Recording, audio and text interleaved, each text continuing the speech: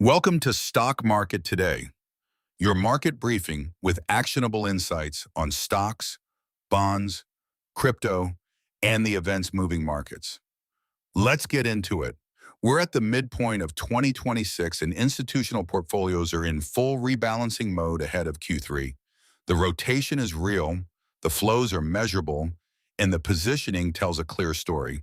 Today, we're breaking down exactly where smart money is moving, backed by concrete data from Treasury markets, equity sector flows, and Fed rate expectations that are reshaping the landscape.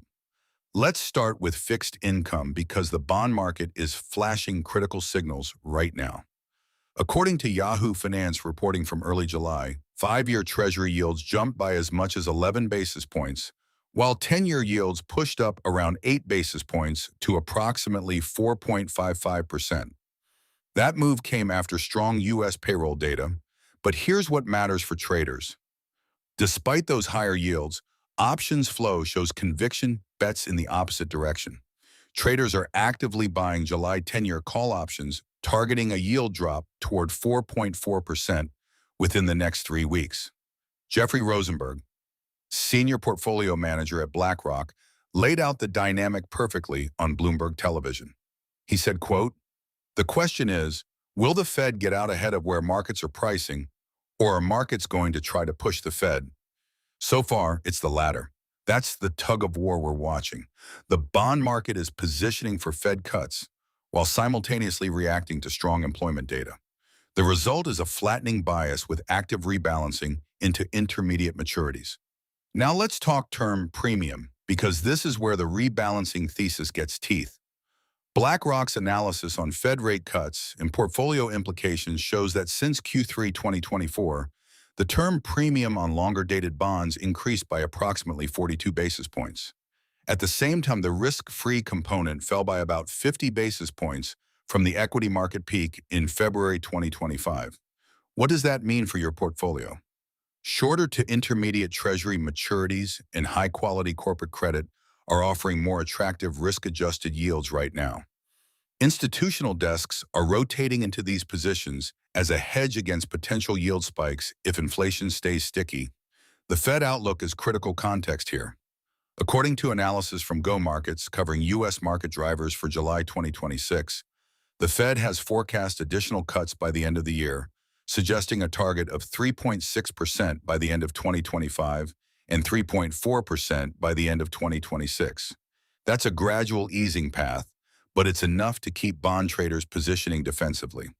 With July employment figures on deck, any deviation from expectations could accelerate the curve, flattening we're already seeing in options markets.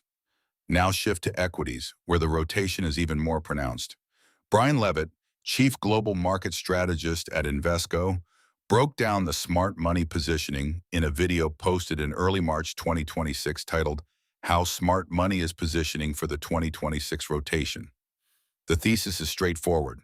Fatigue is setting in on the Magnificent Seven stocks, and rate-sensitive financials are losing momentum.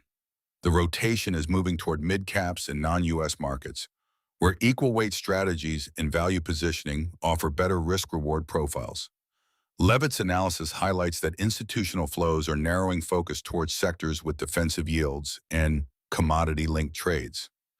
These are the areas expected to outperform once summer volatility subsides and we move into the traditional Q4 strength window. The key here is that this isn't speculative positioning. It's based on concrete flow data showing money leaving mega-cap tech and entering sectors that provide stable cash flow and inflation protection. Let's get specific on what to avoid and what to watch. The video flagged distinct segments, including a what to avoid discussion at the 8 minutes 46 seconds mark. The message? High multiple tech names that benefited from the AI rally are now facing valuation compression as rate expectations shift. The path forward for indices like the Dow is contingent on whether defensive sectors can carry the load as growth slows. Options flow analysis and key resistance levels are the technical markers to monitor as this rotation plays out. Crypto deserves a mention here, even though it's not the headline story. Levitt characterized crypto as seeming like a tech trade, and though it's down significantly from prior peaks, it remains a leveraged play on tech trends. The current positioning is unclear. There's debate whether the recent stability signals accumulation by smart money or distribution by late holders. For traders watching crypto as a tech proxy, the lack of conviction in either direction makes it a secondary consideration in this rebalancing cycle. Bitcoin and Ethereum are holding key support levels, but without fresh catalysts, they're not driving institutional flows the way equities and fixed income are. So let's synthesize the actionable takeaways. Smart money is rotating from high-flying tech stocks and rate-sensitive financials toward defensive sectors, mid-caps, non-U.S. equities, and targeted fixed income positions. The concrete numbers matter. 10-year Treasury yields at 4.55% with options targeting 4.4%, term premium expansion of 42 basis points, and Fed rate targets moving toward 3.4% by end of 2026. These are the levels driving institutional rebalancing decisions. For active traders, the playbook is clear. In fixed income, focus on shorter to intermediate maturities and high-quality corporate credit. In equities, look at equal weight strategies in sectors offering defensive yields or commodity exposure. Avoid chasing the magnificent seven names that are showing fatigue. Monitor Fed communications and employment data closely because any surprises will accelerate the positioning shifts we're already seeing. The options market is giving us real-time feedback on conviction levels. The 10-year Treasury call options targeting 4.4% aren't speculative lottery tickets. They're hedges and directional bets from desks that see the Fed easing into year-end. The fact that yields pushed higher on strong payrolls but options flow stayed bearish on yields tells you the market believes the Fed will override short-term strength with dovish policy. Currency and international positioning also play into this. With rotation toward non-U.S. equities, traders need to watch dollar strength and how that impacts emerging market and developed international exposures. A weaker dollar into Q3 would amplify returns on international equity positions, making the rotation even more attractive. Conversely, if the dollar strengthens on Fed hesitation, those positions face headwinds. Commodity-linked sectors are getting attention for a reason. With central banks globally still managing inflation and supply chains adjusting post-pandemic, materials and energy sectors offer both inflation protection and yield. Institutional desks are layering these into portfolios as core holdings rather than tactical trades, signaling longer-term conviction. The bottom line for your portfolio: this isn't the time for complacency. Mid-year rebalancing is happening whether you participate or not. The institutions are moving, the flows are clear, and the technical levels are defined. 10-year yields at 4.55%, term premium at plus 42 basis points, mid-cap rotation underway, and defensive sectors leading. These are the markers that define Q3 positioning.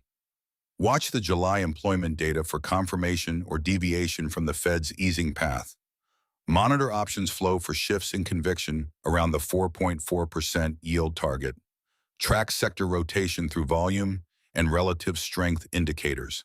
And don't ignore the international opportunity as equal weight and non-U.S. exposures gain traction. This rebalancing cycle is data-driven, not sentiment-driven. The sources are clear. Yahoo Finance reporting on Treasury market moves, Invesco strategy briefings on equity rotation, BlackRock analysis on term premium dynamics, and Go Markets coverage of Fed expectations. Each source confirms the same thesis. Smart money is repositioning for a different Q3 and Q4 than what we saw in the first half of 2026.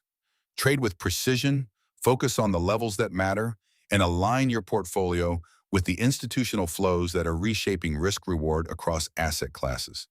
That wraps your market intel. Trade smart out there. For deeper insights and real-time analysis, visit capitalcopilot.io.